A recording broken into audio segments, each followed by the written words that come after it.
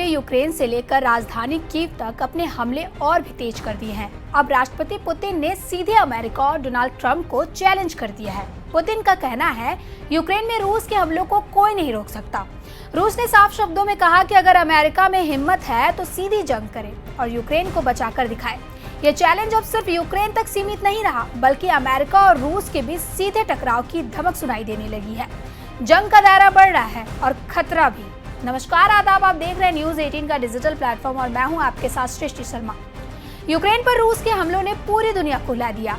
पिछले 12 घंटों में रूस ने कीव सहित कई महत्वपूर्ण इलाकों पर भयानक बमबारी की, जिससे स्थिति बेहद तनावपूर्ण हो गई है। अमेरिका ने पुतिन को 10-12 दिन की चेतावनी दी है, लेकिन पुतिन अपनी सख्त रणनीति से पीछे हटने को तैयार नहीं है।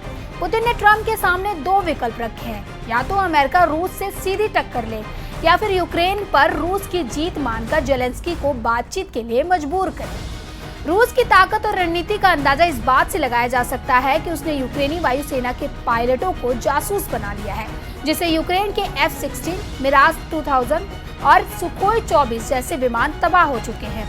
यह जंग अब केवल यूक्रेन और रूस के बीच नहीं रह गया है, बल्कि यह अमेरिका और नाटो के 32 देशों से टकराव की स्थिति में है। दुनिया इस विनाशकारी संघर्ष को रोकने के लिए चिंतित है। रूस ने 9 जुलाई 2025 से अब तक यूक्रेन पर भारी बमबारी की है। अनुमान है कि रूस ने यूक्रेन पर 2500 से अधिक हवाई हमले किए हैं। हर दिन यूक्रेन के शहरों पर और इलाकों पर 400 से 500 ड्रोन अटैक किए जाते हैं। साथ ही रूस बैलिस्टिक मिसाइलों से भी तबाही मचा रहा है। पिछले 24 घंटे में पूर्वी यूक्रेन और राजधानी कीव पर इतने भीषण हमले हुए हैं कि वहां के लोग आतंकित हैं। यूक्रेन को समझ नहीं आ रहा है कि इस विनाशकारी हमले का सामना कैसे करें। राष्ट्रपति ट्रंप भी इस स्थिति से परेशान है। कई नागरिक मारे गए हैं और सैकड़ों इमारतें तबाह हो चुकी हैं। कीव का आधा हिस्सा बंकर में छुपा हुआ है और हर 10 से 15 मिनट में ड्रोन और मिसाइलों की आवाज सुनाई देती है। दुनिया इस संकट पर चिंतित है। 31 जुलाई 2025 की सुबह से कीव के कई इलाकों में रूसी ड्रोन और मिसाइलों के भीषण हमले हो रहे हैं। रूस के तूफानी हवाई हमलों में कम से कम 28 लोगों की मौत हो गई है। यूक्रेन के गृह मंत्रालय के मुताबिक मृतकों में 3 और 6 और 17 साल के 3 बच्चे शामिल हैं। यूक्रेनी अधिकारियों के मुताबिक हमले में लगभग 159 घायल हुए हैं और एक अपार्टमेंट ब्लॉक ढह गया है।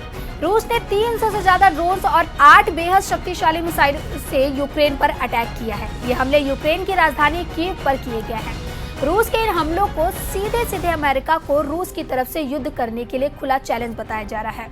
अमेरिकी राष्ट्रपति डोनाल्ड ट्रंप ने रूस को 12 दिन के भीतर यूक्रेन पर हमले रोकने की चेतावनी दी थी, लेकिन लगता है कि जैसे रूस के राष्ट्रपति पुतिन को अमेरिका के अल्टीमेटम की कोई परवाह नहीं है। 8 अगस्त तक अल्टीमेटम ट्रंप ने पुतिन को दिया है, लेकिन लगता है कि पुतिन यूक्रेन को 8 अगस्त से पहले तबाह कर डालेंगे। इधर रूस ने यह भी दावा किया है कि उसने लगभग 16 महीने की लड़ाई के बाद पूर्वी यूक्रेन के तबाह हो चुके शहर चासिव यार पर पूरी तरह से कब्जा कर लिया है। रूस इस वक्त यूक्रेन पर तूफानी हमले करके ये साबित कर रहा है कि अगर यूक्रेन रूस के अंदर घुसकर बड़े हवाई हमले करेगा तो रूस यूक्रेन के हर शहर को तबाह कर डालेगा। इधर यूक्रेनी वायुसेना को हो रहे भीषण नुकसान पर यूक्रेनी वायुसेना ने बड़ा खुलासा किया है। पता चला है कि यूक्रेन के F-16, मिराज 2000 और सुखोई 24 को रूस ने यूक्रेनी पायलट की मदद से तबाह कर दिया है। यूक्रेनी पायलट का नाम तो नहीं बताया गया, लेकिन रूस ने यूक्रेनी वायुसेना के पायलट को अपना जासूस बना लिया है। यूक्रेन की वायुसेना को उस वक्त बड़ा झटका लगा जब पता चला कि उनका ही एक उड़ान प्रशिक्षक रूस के लिए जासूसी कर रहा है। यूक्रेन की सुरक्षा सेवा SBU के मुताबिक 42 वर्षीय पायलट रूस की सैनिक खुफिया एजेंसी GRU का एजेंट निकला। आरोप है कि इस पायलट ने रूसी वायुसेना को सीधे सिग्नल भेजकर यूक्रेन के F-16, मिराज 2000 और सुखोई 24 जैसे अत्याधुनिक फाइटर जेट्स को नष्ट करवाया। बताया जा रहा है कि उसने यूक्रेनी एयरबेस और ऑपरेशन से जुड़ी संवेदनशील जानकारी रूस को दी है, जिससे रूस हमले सटीक और विनाशक हो सके। यह पायलट यूक्रेन के नेशनल गार्ड असॉल्ट ब्रिगेड में था और लंबे समय से रूसियों के लिए काम कर रहा था। SBU ने उसे गिरफ्तार कर लिया है और उससे पूछताछ जारी है। इस खुलासे ने यूक्रेन की आंतरिक सुरक्षा और वायुसेना की विश्वसनीयता को लेकर कई गंभीर सवाल खड़े कर दिए हैं। यह मामला दर्शाता है कि रूस न सिर्फ सामने से हमला कर रहा है, बल्कि अंदर से भी यूक्रेन को तोड़ने की पूरी कोशिश कर रहा है। रूस और यूक्रेन के बीच जंग अब और भी खतरनाक मोड़ पर पहुंच चुकी है। पिछले 10 दिनों से रूस ने यूक्रेन पर तेज, सटीक और लगातार हमले शुरू कर दिए हैं। रूस इस वक्त ईरानी शाहिद 136 ड्रोन, इस्कंदर M मिसाइलें और सुखोई फाइटर जेट्स और TU सीरीज के बमवर्षकों से हमला कर रहा है। यूक्रेन का दावा है कि रूस ने नए इलाकों को टारगेट करना शुरू कर दिया है ताकि देश की अग्रिम सुरक्षा पंक्ति को तोड़ा और भ्रमित किया जा सके। चौंकाने वाली बात यह है कि पुतिन के आदेश पर रूसी सेना की छोटी छोटी मोबाइल टीमों को बाइक और गाड़ियों से हमले के लिए भेजा जा रहा है। इन हमलावर टीमों से निपटने के लिए यूक्रेन को बड़ी संख्या में सैनिक और भारी हथियार लगाने पड़ रहे हैं, जिससे उसकी स्थिति और कमजोर हो रही है। अब अमेरिका और फ्रांस रूस से सीधी टक्कर की तैयारी में जुट चुके हैं। अमेरिका ने साफ कर दिया है कि उसने यूक्रेन को फिर से हथियार की सप्लाई शुरू कर दी है। युद्ध का नया चरण और भी खतरनाक होता जा रहा है। अमेरिकी अधिकारियों ने रॉयटर्स और एसोसिएटेड प्रेस को बताया कि अमेरिका ने यूक्रेन को तोप खाने के गोले और मोबाइल रॉकेट आर्टिलरी मिसाइलों की आपूर्ति फिर से शुरू कर दी है। डोनाल्ड ट्रंप ने दावा किया है कि उन्हें नहीं पता है कि पिछले हफ्ते शिपमेंट को रोकने का आदेश किसने दिया था। अधिकारियों ने नाम न छिपाने की शर्त पर बताया कि 155 मिलीमीटर आर्टिलरी गोले और GMLRC यानी मोबाइल रॉकेट आर्टिलरी मिसाइलें उपलब्ध कराई जा रही हैं।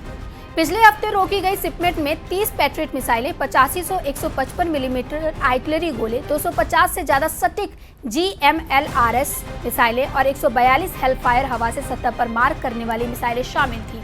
हैरानी की बात तो यह है कि अमेरिका के राष्ट्रपति के आदेश नहीं देने पर भी यूक्रेन की हथियार सप्लाई किसने रोकी, इसका सही पता अभी तक नहीं चल सका।